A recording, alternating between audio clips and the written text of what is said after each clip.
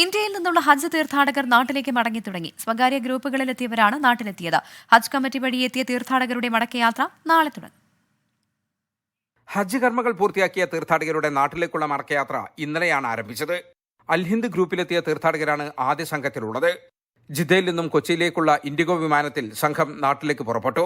കൊച്ചി വിമാനത്താവളത്തിൽ പ്രമുഖർ സംഘത്തെ സ്വീകരിച്ചു. ഹജ്ജ് കർമ്മങ്ങൾ സമാധാനപരമായി പൂർത്തിയാക്കിയ സന്തോഷത്തിലാണ് തീർത്ഥാടകർ. ഈ വർഷത്തെ വിശുദ്ധമായ ഹജ്ജ് കഴിഞ്ഞ ആദ്യ സംഘം, അൽഹിന്ദിന്റെ ആദ്യ സംഘം വളരെ സന്തോഷത്തോടു കൂടിയാണ് എയർപോർട്ടിൽ ഇറങ്ങിയത്.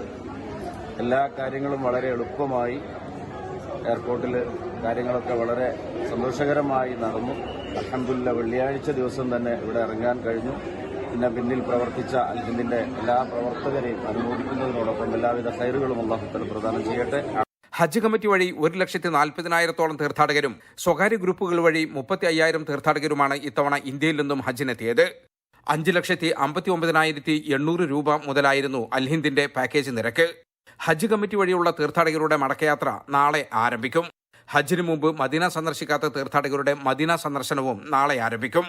കേരളത്തിൽ നിന്നും സംസ്ഥാന ഹജ്ജ് കമ്മിറ്റി വഴിയെത്തിയ തീർത്ഥാടകർ മദീനയിൽ നിന്നായിരിക്കും നാട്ടിലേക്ക് മടങ്ങുക.